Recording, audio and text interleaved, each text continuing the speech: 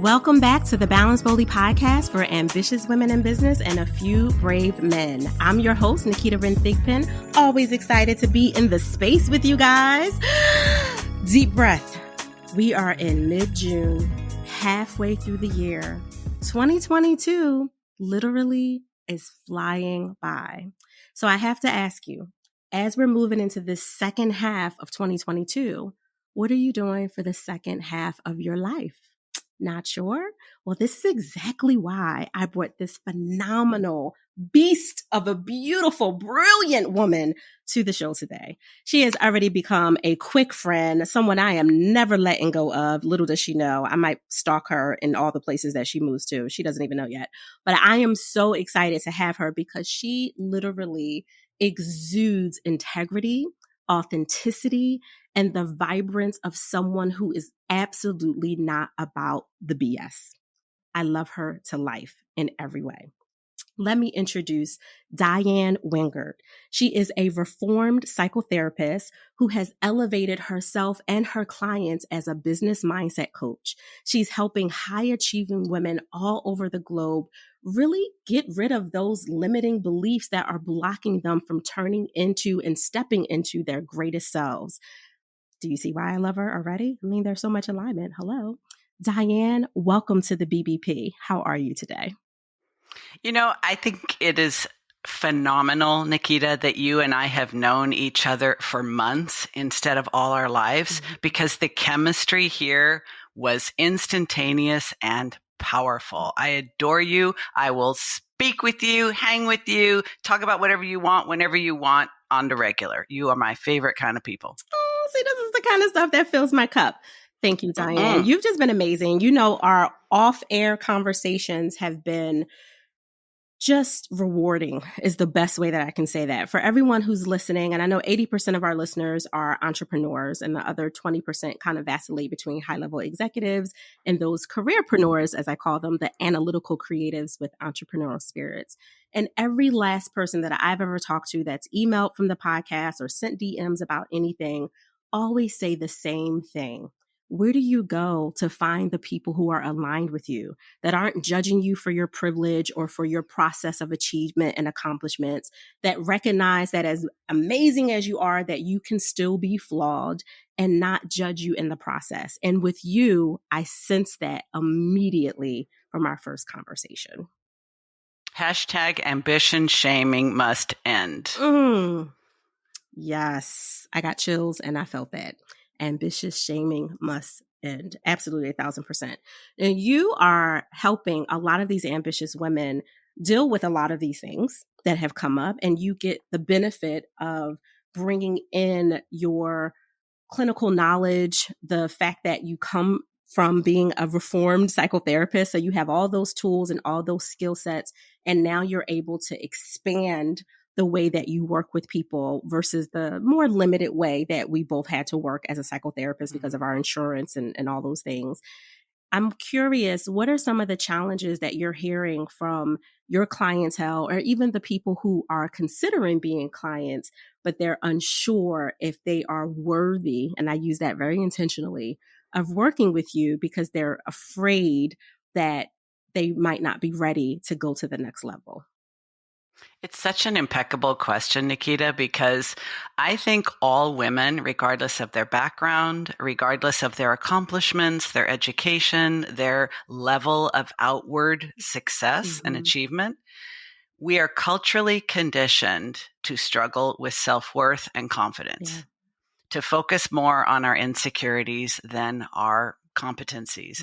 It's across the board. I've worked with women who are physicians, attorneys, double PhDs across the board. And that is so disturbing to me because in many cases, the women feel it is their fault that they feel this way. And oftentimes I see it as a learned cultural conditioning response. So what I love most of all is helping women take the brakes off their greatness, because I know you and I share this belief that all of us are capable of so much more than we are allowing and inviting into our lives.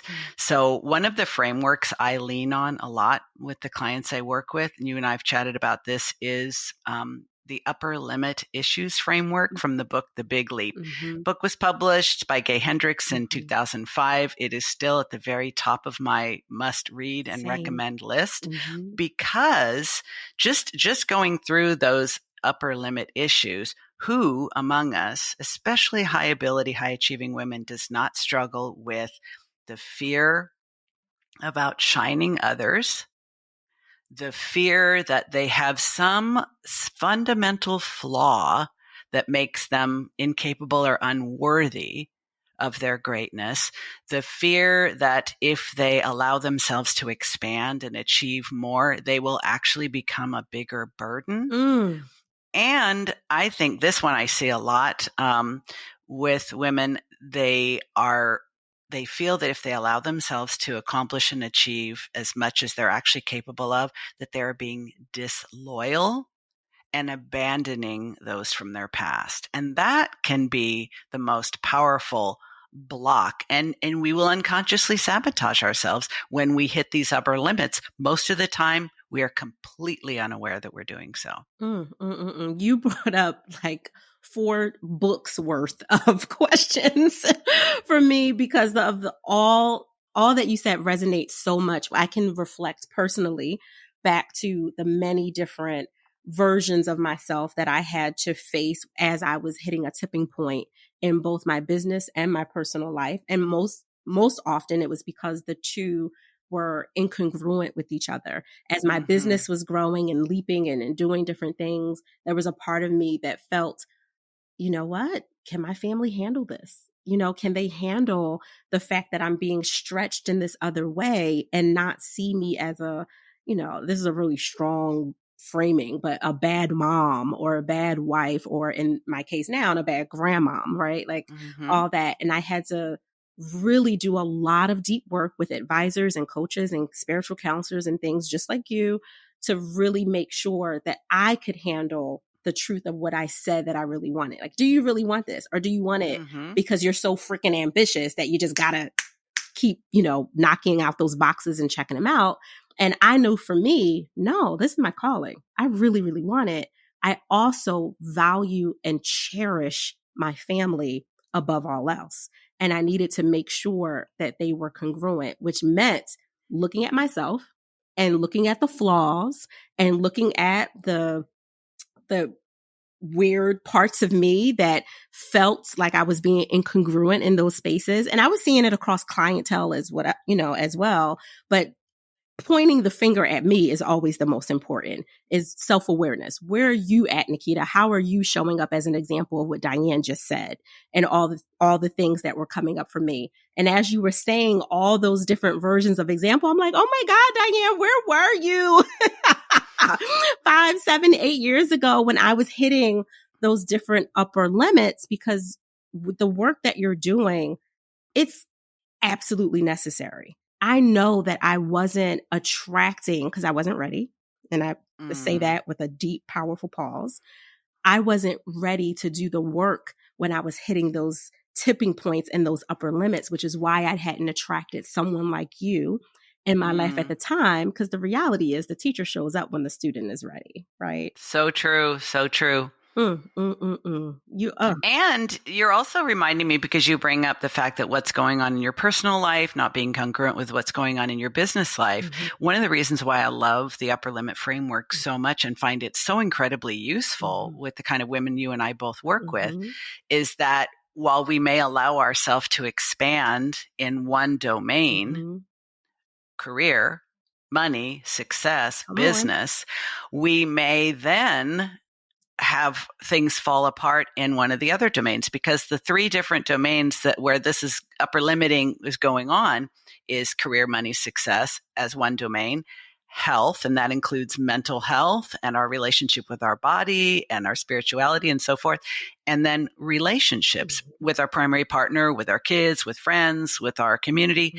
So if you think about that, I just think like all the celebrities, for example, who are crushing it in their career, and then the whole thing falls apart because they have a serious drug or alcohol problem. And everybody clucks their tongues and talks about how they are self-sabotaging. But self-sabotaging is blaming the person when it really is a very common problem we all have. We all have these beliefs installed in our minds as young children, what we're capable of, what we can handle, what it would mean about us and the people we care about. And then things go unconscious and we never recognize them again. And they happen across all these areas. So how many women have you known where the moment they are really stretching and reaching and expanding in their career, their marriage falls apart, or they suddenly gain 100 pounds, or they develop a problem with alcohol or other substances? It's extremely common, but shaming and blaming ourselves is not the way to solve it. 1,000%. It's just not the answer. And shame just creates more secrecy, and, the ripples are unfathomable when you think about how many great people will never be known because shame kept them so small, right? It's just so ridiculous. Now, this does bring me to, you are moving into a second chapter of sorts of your life, which personally I am super excited for. I'm still not quite where you are as the Peloton enthusiast. I'm like trying to I'm trying to up my endurance game on the Peloton so I can catch up with you.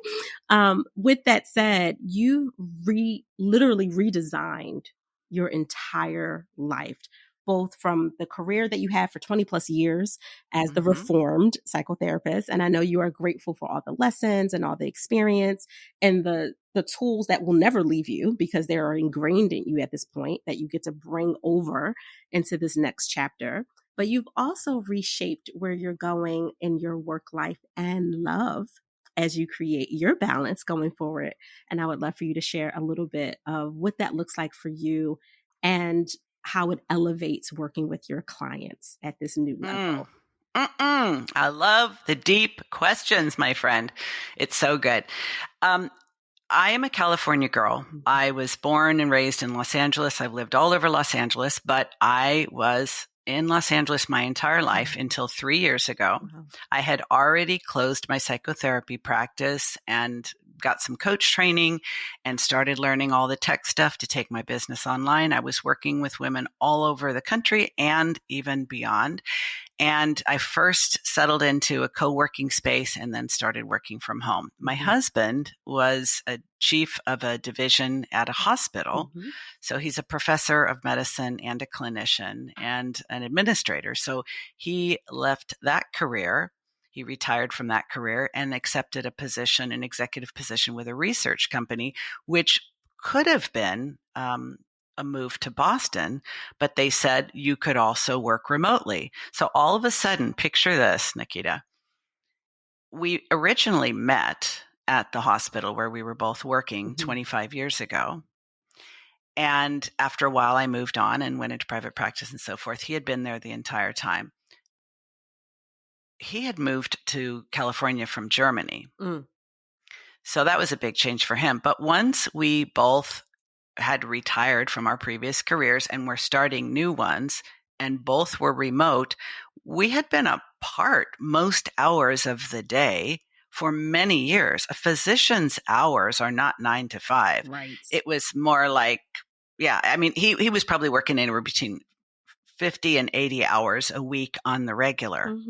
Now, all of a sudden, he's going through a career change. I had already gone through mine, but now we were going to be together 24/7. To make things more spicy, we decided, now we've got this huge adjustment from being mostly apart during most hours to being in the same place all the time. Why don't we try a new location as well? So you're absolutely right. I love the word redesign because we didn't really just reinvent. We completely redesigned our work life, our relationship life, our personal lives. So a city that we both enjoyed a lot and had been to a number of times was Portland, Oregon. So 3 years ago, just as he was starting his new career, we bought a place in Portland, Oregon, and we moved here on 4 weeks' notice. We sold our house in LA from here, and we started this new chapter of our life. Well, the whole first year was really us adjusting to being around each other all the time and helping him adjust to a totally new position and also working remotely. He was such a big dog in his previous job with all kinds of minions running after him and asking. And all of a sudden, he was in his sweatpants in his home office with nobody to talk to but me. So it was a huge adjustment in our marriage. But after a year, along comes COVID. And here we are at the 3-year mark. And Naketa, as a result of losing the first year to just adjusting to being around each other and the next 2 years to COVID, we realized a couple of months ago that we are in a city where we've lived for 3 years and we have no ties. We don't know the city. We don't know anyone. Downtown Portland has actually become a dangerous place to be. Wow. So in January, we rented a place in California in the desert for a month just to get away from the winter weather. And while we were there, we said, there really isn't anything holding us to Portland. Do you want to try another location? So we bought a house in the desert near Palm Springs. And since I know where you live, it does get cold in the winter. You have a permanent invitation for you and your man to come visit. Because Palm Springs is it's a fun place to be. So we decided we're going to do that. We sold this place. We bought that place. There's more to the story. But in a couple of days from the day of this recording, we are going to be loading up the moving van again to move to yet another city where we don't know anyone. And what we have learned in the last 3 years about ourselves, about our careers, about our relationship, about where we are at this age and stage, what we need for ourselves, from each other, and the world at large. COVID and the quarantine is what gave us the container to discover all that. We have been very privileged, fortunate, lucky that we haven't lost anyone to COVID, but we've had to completely renegotiate this relationship because there was no escaping each other 24/7 for 3 years. And it worked because now we're moving on to another adventure and we can use what we've learned over these last 3 years to really hopefully make that one stick. But if it doesn't, I have a no regrets policy. Everything is learning. Everything is an experiment. Everything is an adventure that can grow you and benefit you. So I have absolutely zero regrets about these 3 years we've spent in Portland. Apparently it wasn't meant to be, or maybe it was. Maybe this was exactly what it was supposed to be, so that the two of us could find our way back to who we were 25 years ago before his career really blew up.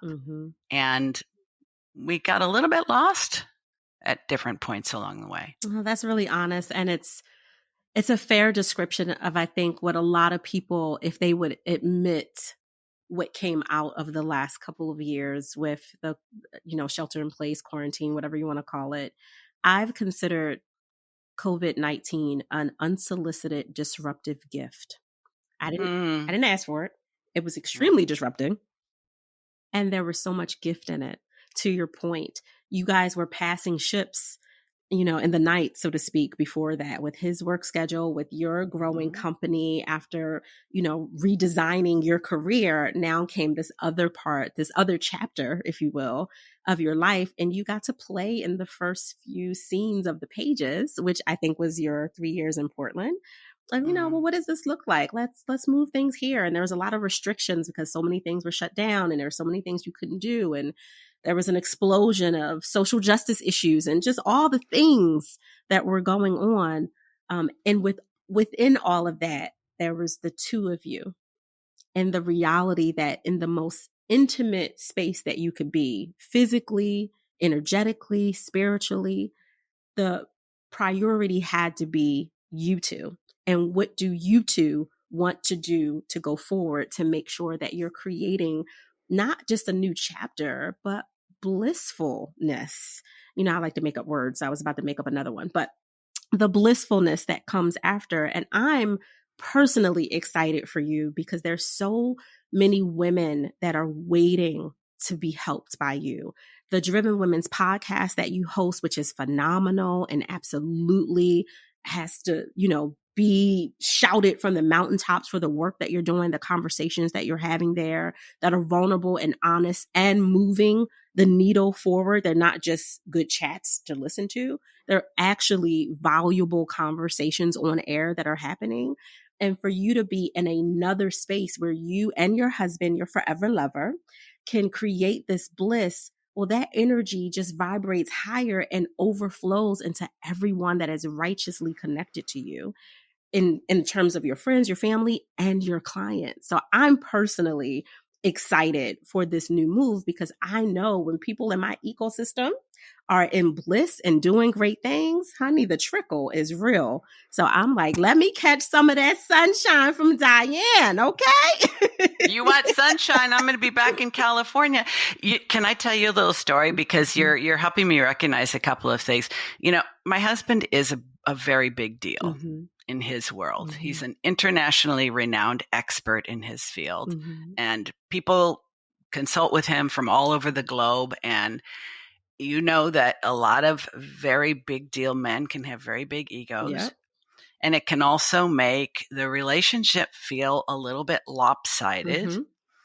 I also recognize the younger Diann was much more accommodating, if you will, and much more willing to put him first in ways that I don't think were helpful to either of us. But they became the norm. And what I realized when we were around each other all the time and my business was growing, and I am at a stage of life where I do not have grandchildren yet. And I really wanted to push forward with my own ambition. And we see this so much in women over 50 in particular. It's one of the gifts of menopause. You're no longer under the influence of estrogen, the tend and befriend hormone. So all of a sudden it's what about me? And you really want to start expressing and utilizing your underdeveloped gifts, or at least the ones you have not been able to really shine forth with. So one of the changes that has happened with us over the last 3 years is that he has had to learn how to share power a little bit more effectively, a little more willingly, a little more graciously, and also create space for me to be someone he admires and respects and promotes. Every woman I know says she wants a supportive husband, but what each woman wants and needs in terms of that support looks very different. Some people just want someone they can vent to. Somebody wants someone to take out the trash and bring in the groceries. Like, it really is important to me as an unapologetically ambitious woman, as you would say, that my husband supports and promotes my development as a businesswoman. So recently we were having a little goodbye party, with a couple other physician couples. He had a little part-time gig with a hospital near us because he just had to keep one foot in clinical medicine, and his employer had no problem with that. So we were having this goodbye dinner. It was very lovely. Everyone there was a physician but me. So me and 5 doctors, because the other male doctors were also married to doctors. So at some point, someone started talking about the Netflix series by Shonda Rhimes, Inventing Anna, which I was completely obsessed with, to the point where I actually did a podcast episode on The Driven Woman about lessons in entrepreneurship from Inventing Anna. So my husband overheard one of the gentlemen mention Inventing Anna. And within a couple of minutes, he said, "Oh, have you heard Diann's podcast?" And he does this whole little intro spiel. And next thing I know, I have 4 people, because it doesn't count him and I, whipping out their phones and saying, "What's the name again?" Mhm. And I got text messages from all of them. And one of the women there has a group of female cardiologists that she wants me to come and speak to. That's the kind of support that Yes. is meaningful to me now. And this has been, I think, part of the fruit Mhm. of these last 3 years is that there's more space for me Yeah. as an ambitious partner in this partnership. The fruit of your labor is sweet because you labored with that man while he was building, all the segments of the part of the chapter of his career from when you guys intertwined. And Mm-hmm. now he gets to seed into you in a different way at a higher level. I would go as far as saying in a wiser way than Yes. maybe you would have appreciated 25 years ago when you were, passing ships, right? There's So true. so much sweetness in that. Oh, okay. So how do you now, with the new chapter you're creating and all of the influx of moving and packing and all the things that have been going on the last few months for you, how do you give yourself permission to pause? I think you already know me well enough to know that does not come naturally. Yes. I happen to be, there's a reason why I called my podcast The Driven Woman, Mhm. because I tend to just keep moving on, check off the achievements, check off the accomplishments, and just go on to the next one. But I have learned that taking time for me Mhm. alone, Yeah. preferably in nature, Mhm. is extremely valuable. And I already know a place in Joshua Tree. I don't know if I can camp by myself there, Mhm. but it's close to where we are moving to. It is not yet too hot. I really want to just go have a really long day hike Yeah. in nature by myself so I can kind of not only decompress, but just see what comes to my mind when there isn't anything else competing for my attention. That is And it has to be scheduled because it will not happen naturally or spontaneously. I need to designate that time yeah. and declare it as sacred, and it's a non-negotiable. This is why we are sisters from another mister, because I'm the same way. I refuel privately, and being in nature with some lemongrass spray for the bugs to stay away from me because I'm not that natural. Yeah. It's super important. Oh, I love you so much. Okay. Before we go, I have to ask, how can people connect with you? Well, I've already mentioned my podcast several times, The Driven Woman podcast by Diann Wingert. So you should definitely check that out if you like what I have to say and the sound of my voice. And I'm growing my LinkedIn audience because LinkedIn seems to be having a bit of a Mm-hmm. comeback right now. Mm-hmm. And so if you would like to connect with me online, you can do so there. If LinkedIn is not your thing, Instagram is a lot of fun, and I'm starting to explore video. Mm-hmm. So you can follow me there as well. Oh, you're so amazing. You and I could talk forever because we usually do go We over do. our time, right? But in honoring of making sure that everyone, before you end this podcast, before you, swipe out, I want you to take a mental note that if you do nothing else, go to the Driven Woman podcast and check follow or subscribe, whatever your option is. Listen to a couple of episodes, review it, and then share it with someone you know who could benefit from hearing the show. That is the best gift that you can give to anyone that you feel like is a new human in your life, a new mentor in your life, a new advisor in your life. So I implore you to do that with Diann Wingert's Driven Women podcast. I adore you, Naketa. You know what? I have been on many, many, many podcasts. This is the first time anyone has closed with that. Aww. You are a gift. Thank you. I accept it. I accept it. Balance Boldly listeners, thank you so much for rocking with Diann and I today. It was a fantastic conversation. You already know the drill. All I want you to do, besides what I just asked you to do, is to make sure that you enjoy the balance of your day. But please, for the love of all that is holy, do it boldly.